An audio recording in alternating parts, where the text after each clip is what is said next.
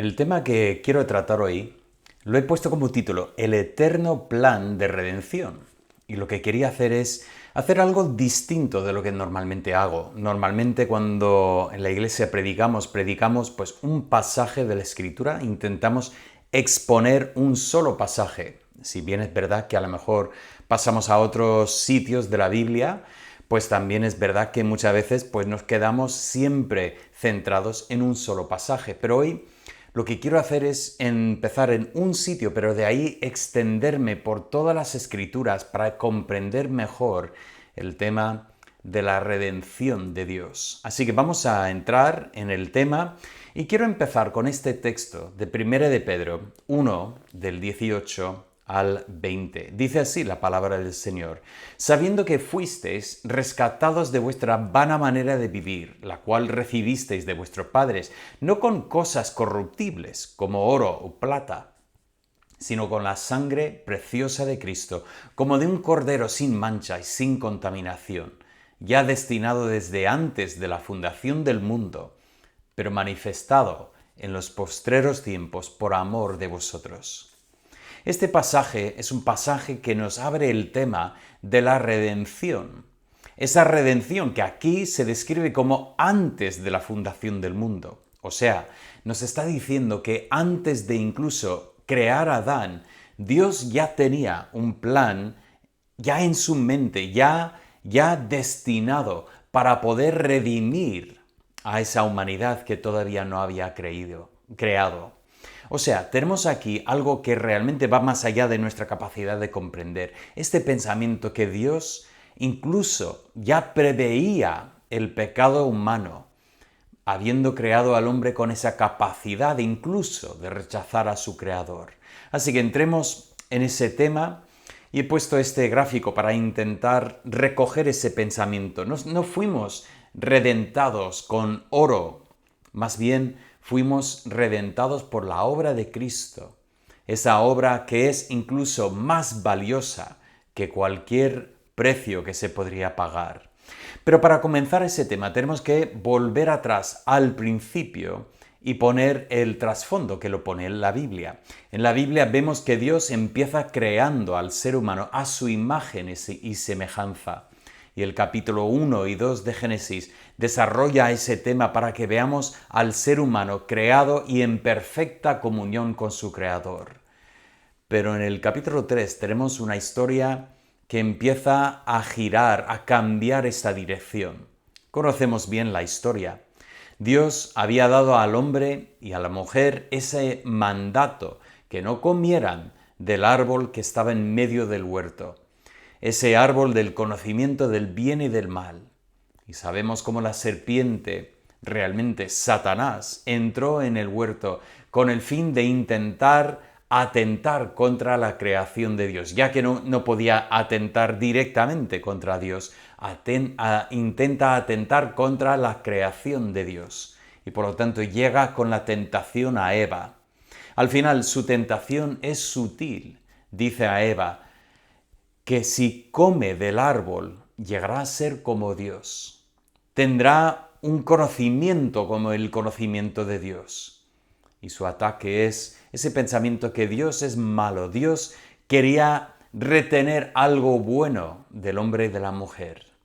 Y nos dice el texto que la mujer, viendo que el fruto era deseable, que era bueno para comer, que era algo que incluso le daba algo de conocimiento, alargó la mano y comió. A partir de este momento entendemos que el pecado entra y afecta la relación de la mujer con su creador. Ese gráfico me permite ilustrar lo que quiero decir.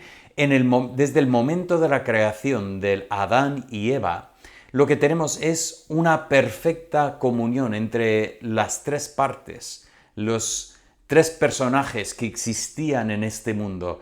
Dios, el Trino Dios, con Adán y con Eva.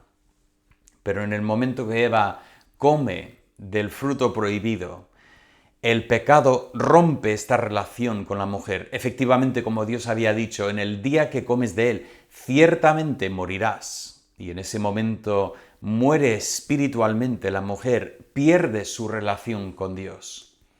Pero lo que viene a continuación es la parte terrible de la historia. Eva trae ese fruto y lo ofrece a su marido. Y eso de repente crea una situación de conflicto porque de repente Adán tiene que escoger. ¿Mantendrá su relación con el Creador, aunque significa perder su relación con la única que es como Él? ¿O mantendrá su relación con la única que es como Él y perderá la relación con su Creador? Y nosotros sabemos la historia. Adán escoge mantener la relación con Eva y pierde la relación con su Creador. Y así de esta forma nos dice la Biblia que se rompe la comunión con el Creador. Este es el gran problema de la humanidad. La Biblia lo expresa en estos términos: pero vuestras iniquidades han hecho división entre vosotros y vuestro Dios, y vuestros pecados han hecho ocultar de vosotros su rostro para no oír. Ese mismo pensamiento lo encontramos en el Nuevo Testamento. Pablo a los romanos escribe: por cuanto todos pecaron y están destituidos de la gloria de Dios. El pecado ha roto definitivamente la relación entre la creación y su Dios. O sea, ¿cuál es el gran problema de la humanidad? Nos querrían hacer pensar que el gran problema de la humanidad es quizás el hambre, o las guerras, o el cambio climático, o el agujero en el ozono, o un sinfín de problemas que existen en este mundo, pero realmente todas estas son síntomas de lo que es el problema verdadero. El problema verdadero es que nosotros hemos perdido nuestra relación con nuestro Creador y somos pecadores y por lo tanto pecamos. Esa imagen, esa historia que estoy compartiendo, realmente es el trasfondo de toda la Biblia. Ese es el gran problema del ser humano y es tan grave que no hay nada que pueda hacer el ser humano para solucionar este problema. No obstante, en este contexto encontramos esperanza, porque como dice Pablo en el mismo libro, unos capítulos más tarde, porque la paga del pecado es muerte, o sea, incluso podría decir, aunque la paga del pecado es muerte, la dádiva de Dios es vida eterna en Cristo Jesús, Señor nuestro. Dios ha hecho lo que el ser humano no es capaz de hacer. No somos capaces de salvarnos a nosotros mismos y sin embargo Dios nos salva por su gracia. Su regalo, su don es vida eterna. Es la restauración de esta relación con nuestro Creador. Ese es el tema que quiero exponer en este mensaje y Dios mediante en el siguiente mensaje. Quiero enfocar en este primer mensaje sobre el Redentor y Dios mediante. Luego después en el siguiente mensaje hablaremos de esta redención que vino este Redentor a traer.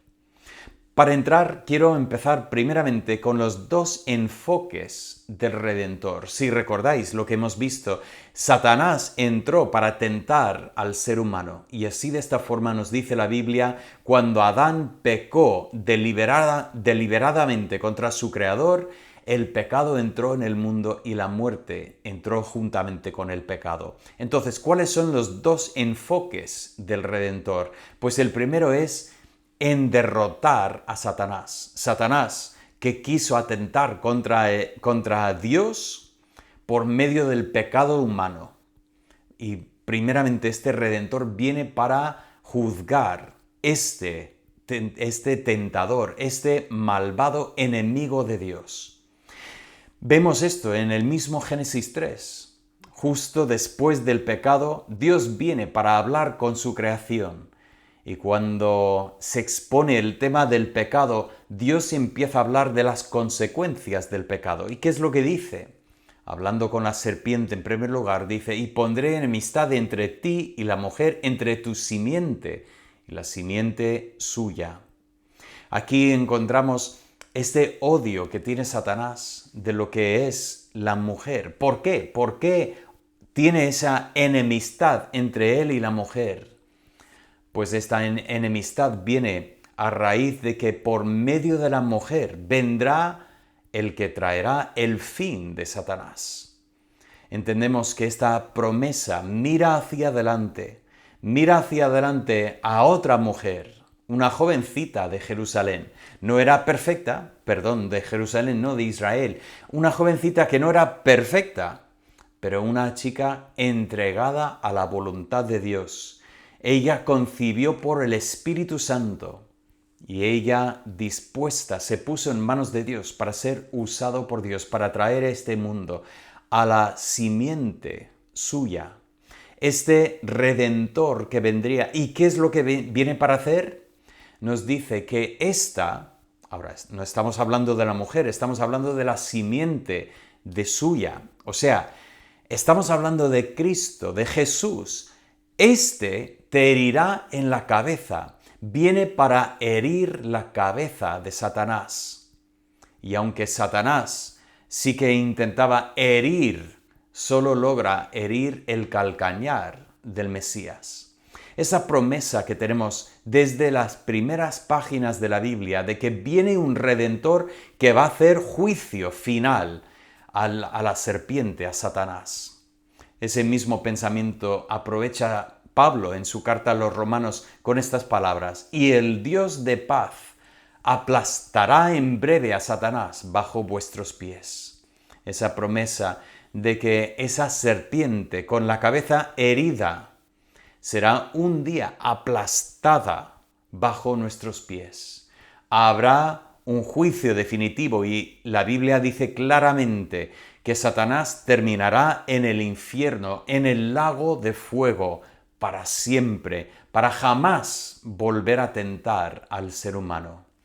Esta es la promesa y esta es la redención de Dios. Pero el enfoque de Dios es mucho más amplio que simplemente ese pensamiento de derrotar a Satanás. También encontramos que su enfoque es en bendecir a todas las familias de la tierra. Si vemos esa revelación del Antiguo Testamento, pues pasamos por esas primeras generaciones y llegamos al personaje de Abraham. Y Dios viene a Abraham con una promesa: en ti serán benditas todas las familias de la tierra. Lo tenemos en el capítulo 12, pero se vuelve a repetir en varios sitios, llegando incluso hasta el 22:18. Dios hizo varias promesas a Abraham y muchas veces enfocamos en las otras promesas. Muchas veces notamos esa promesa de descendencia.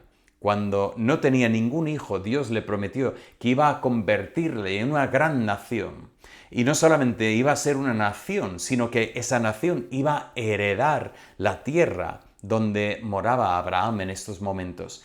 Pero esa tercera promesa es la gran promesa, cuando Dios dice que en la simiente de Abraham serían benditas todas las familias de la tierra. O sea, empezamos con la simiente de la mujer y ahora hemos avanzado para hablar del descendiente de Abraham.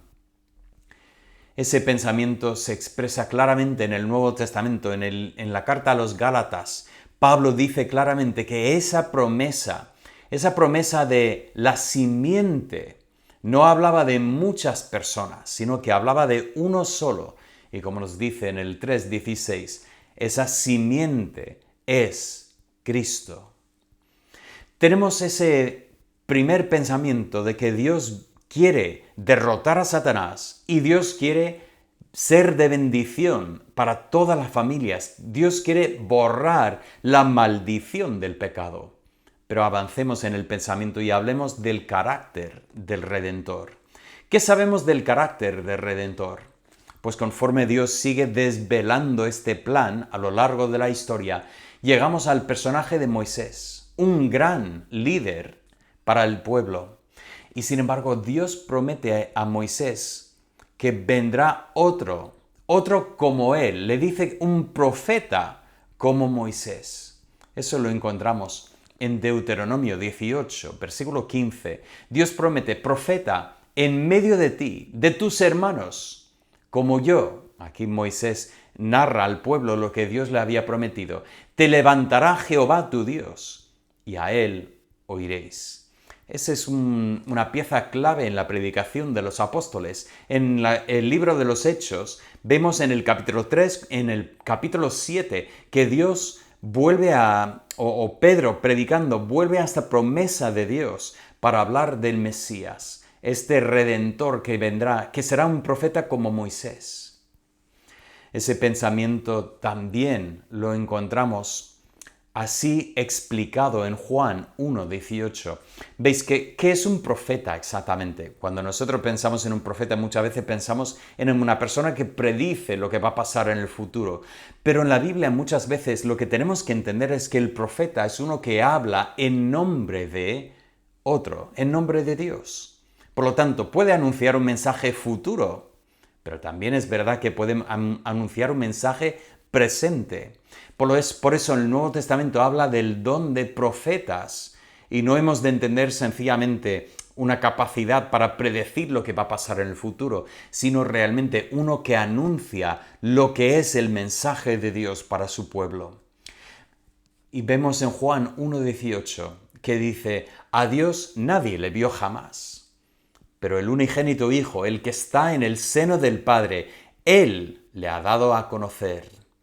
Ese pensamiento de que Jesús es el único que realmente ha visto al Padre y Él ha venido a esta tierra para revelar, para dar a conocer quién es el Padre. ¿Recordáis cómo Tomás aquel día dijo al Señor: Jesús, muéstranos al Padre y nos basta? Pensando que era una petición espiritual, esa petición de poder ver a Dios. Y sin embargo Jesús contesta: Tomás, ¿tanto tiempo has estado conmigo y todavía no entiendes?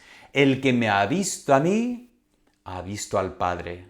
Entendemos que Jesús es el que revela al Padre, es el perfecto profeta, mucho mejor que Moisés. Moisés es un gran profeta y sin embargo Jesús es el profeta por excelencia. Pero no solamente ese Redentor es profeta, también vemos que es el sacerdote fiel que Dios había prometido. La historia nos lleva a ver el profeta Elí. Ese Elí era un desastre de profeta. Él, igual en sus días más jóvenes, había sido un buen sacerdote y sin embargo había abandonado su casa y sus hijos ya vivían en pecado y él no les decía nada. Y Dios viene al sacerdote con este mensaje: yo me suscitaré un sacerdote fiel que haga conforme a mi corazón y mi alma, y yo le edificaré casa firme y andará delante de mi ungido todos los días. Ahora tenemos que entender algo sobre este pasaje. Es un poco complicado porque aquí estamos viendo que está hablando de un profeta que vendrá. Y por un lado, debemos entender que está hablando de un profeta digo profeta, pero quiero decir sacerdote. Este sacerdote que viene y que será un sacerdote fiel. Y muchos leen este pasaje y dicen que está hablando de Samuel. Y efectivamente, Samuel es el que anda delante de mi ungido todos los días. O sea, Samuel es el profeta que unge a Saúl y después unge a David y era el fiel compañero del ungido de Dios. Bueno, por lo menos hasta que Saúl abandonó en los planes de Dios y siguió su propio camino. Pero Samuel estuvo delante de David todos los días. Y sin embargo, este pasaje está hablando de Samuel, pero no del todo. Porque dice aquí que yo le edificaré casa firme. Y sin embargo, la historia nos dice que Israel rechaza a Samuel porque sus hijos no andan en los caminos de Dios. Y ellos piden un rey. Y Samuel le duele esa petición porque dice: pero tenéis a mis hijos. Y sin embargo entendemos que ese era el plan de Dios. Dios dice: no, va a ser así. O sea, esa casa, edificaré casa firme, tampoco se aplica del todo a Samuel. Otros proponen que quizás es otro otro sacerdote, quizás Sadoc. Pero os propongo que, como muchas profecías, vemos en primer plano un cumplimiento parcial, pero luego en segundo plano entendemos que está hablando de un tema más profundo. Y yo propongo que este pasaje está hablando de Mesías. Él es el sacerdote fiel que realmente hace conforme al corazón. Y Dios establece una casa firme del Mesías. Ese es el mismo pensamiento que encontramos en Hebreos 2:17, donde Dios dice, por lo cual debía de ser en todo semejante a sus hermanos, para venir a ser misericordioso y fiel sumo sacerdote, en lo que a Dios se refiere, para expiar los pecados del pueblo. Aquí tenemos la promesa de que Jesús es el fiel sumo sacerdote. Jesús es el que puede efectivamente representarnos ante el Padre. Porque si recordáis, el profeta es el que representa a Dios ante el pueblo, pero el sacerdote es el que representa al pueblo ante Dios. Y el Mesías no solamente es el que revela al Padre, sino es el que abre el camino para que nosotros tengamos una relación con Dios. Recordáis como Juan el Bautista, ahí hablando con sus discípulos, veía a Jesús venir y decía, «He aquí el Cordero de Dios que quita los pecados del mundo». Esta es la gran promesa de Dios, que viene un sacerdote fiel, 100% fiel. Pero continuando, no solamente vemos un profeta y un sacerdote, sino incluso un rey eterno. Esas palabras vienen al rey David, cuando David pensaba edificar una casa para Dios, un templo para Dios.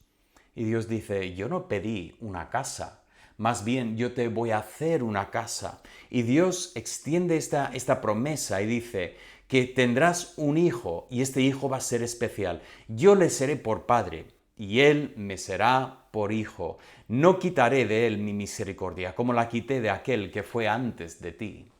Ahora, esta promesa, efectivamente, podemos volver a ver dos planos. Podemos ver en primer plano que sí que habla en un sentido del rey Salomón. El rey Salomón, efectivamente, Dios no le quitó su misericordia. ¿Tenía motivo Dios? Definitivamente que sí. Es que Salomón pecó contra Dios, nos dice que se desvió detrás de los dioses de sus esposas y nos dice que abandonó a Dios y estaba sacrificando a estos dioses falsos. Y sin embargo entendemos que ese libro de Eclesiastés que leemos viene al final de su vida. ¿Y cuál es su conclusión en cuanto a la vida? Lo único que tiene valor es temer a Dios y guardar sus mandamientos. Dios no quitó su misericordia de Salomón. Y sin embargo, este pensamiento no es solo de Salomón, sino que va más allá a un descendiente de Salomón, que es el Señor Jesucristo. Y por eso Cristo viene y no tiene vergüenza de hablar de mi Padre. ¿Por qué? Porque era efectivamente el Hijo de Dios, que tenía una relación perfecta con el Padre. Y vemos que Cristo es este gran Rey eterno, profetizado. Lo vemos en Apocalipsis 15:3, cuando los redimidos cantan, grandes y maravillosas son tus obras. Señor Dios Todopoderoso, justos y verdaderos son tus caminos. Y luego ese título que me parece increíble, Rey de los Santos. Aquí tenemos esa gran promesa del Rey de los Santos. Este es nuestro Mesías, nuestro Redentor. Pero quiero avanzar un poco más y finalmente quiero ver hoy la obra del Redentor. ¿Qué es lo que vino para hacer? Y en primer lugar enfatizamos su perfecta obediencia. Dice Pablo a los romanos, porque así como por la desobediencia de un hombre, los muchos fueron constituidos pecadores. Hablamos al principio de cómo Adán escogió su propio camino y rechazó al Creador. Y de esta manera, el primer Adán trajo maldición sobre toda la creación. Y nosotros, pues fuimos constituidos pecadores en Adán. Pero no solamente fuimos constituidos, sino que pecamos conforme al pecado de Adán. Pero aquí viene el segundo Adán. Así también por la obediencia de uno, este segundo Adán es Cristo. Los muchos serán constituidos justos. Así que Dios promete que por la perfecta obediencia, el que cumplió la ley perfectamente en nuestro lugar, ya viene esta redención. Así que Cristo, lo primero que enfatizamos es su perfecta obediencia, pero también enfatizamos su muerte vicaria. Igual no usamos esta palabra mucho, pero su muerte vicaria, la palabra vicaria significa que es un sustituto. Este pasaje de Isaías es uno de mis favoritos. Dice, todos nosotros nos descarriamos como ovejas, cada cual se apartó por su camino. Pero lo que en vez de caer sobre nosotros, la consecuencia de nuestro pecado, nos dice, mas Jehová cargó en él el pecado de todos nosotros. Nosotros pecamos, pero él fue castigado. Nosotros hemos desviado del camino, pero él sufrió la consecuencia, para que en su perfecta obediencia nosotros recibamos el beneficio, para que nosotros tengamos el derecho de ser llamados hijos de Dios. Y finalmente enfatizamos su resurrección victoriosa. Romanos 14:9 dice, porque Cristo para esto murió y resucitó y volvió a vivir para ser Señor de los muertos como de los que viven. Esa gran promesa de Cristo en su resurrección nos da victoria. Y si lo piensas, estos 3 puntos, realmente ese es el tema que tratan los 4 evangelios, Mateo, Marcos, Lucas y Juan. Cada uno nos narra de la perfecta obediencia del Mesías, de su muerte vicaria y finalmente de su resurrección victoriosa. Quiero llegar al final de este mensaje y de alguna manera concluir con ese pensamiento. Hemos hablado del perfecto profeta, sacerdote y rey. Pensad por un momento, el que viene para poder revelar al Padre, para poder representar a Dios delante de los hombres, y el que lo hace a la perfección. Ningún profeta perfecto hay. Incluso muchos profetas falsos han estado en el mundo, los que anuncian que Dios ha dicho cuando Dios no ha dicho. Pero incluso los que anuncian el mensaje de Dios, ninguno es perfecto. Todos tienen sus tropiezos, todos tienen sus luces y sombras, y sin embargo hay un profeta perfecto que nos revela quién es el Padre, la voluntad del Padre. Hay un sacerdote perfecto, el que puede representar perfectamente al ser humano ante el Creador, el que puede ya traer esa comunión con el Padre. Y finalmente hay un rey perfecto, el que puede liderar a su pueblo, el que guía el camino de su pueblo. Tenemos al perfecto Mesías. Y recordemos que tanto profetas como sacerdotes como reyes fueron ungidos con aceite. Y la palabra Mesías sencillamente significa esto, ungido, que de hecho en griego la palabra es Christos. Así que Cristo es el gran Mesías, el gran profeta, sacerdote y rey. Y pensad en esto, en toda la historia de Israel jamás ha habido un rey que era profeta y que era sacerdote. Estaba prohibido. Ningún rey estaba permitido ejercer el sacerdocio. Y sin embargo, Dios estaba guardando este privilegio para su Hijo. Él vino para ser el perfecto profeta, sacerdote y rey. Y por medio de su vida, su muerte y su resurrección, Él ha logrado la redención. ¿Qué es? La redención es, primeramente, derrotar a Satanás. Y Satanás ya está derrotado. Efectivamente, estamos esperando ese juicio final, en que al final será echado fuera, en que su cabeza será chafada, machacada al final, pero ya está derrotado. Eso nos dice claramente Colosenses, cuando dice que el Señor triunfó sobre Satanás en la victoria de la cruz.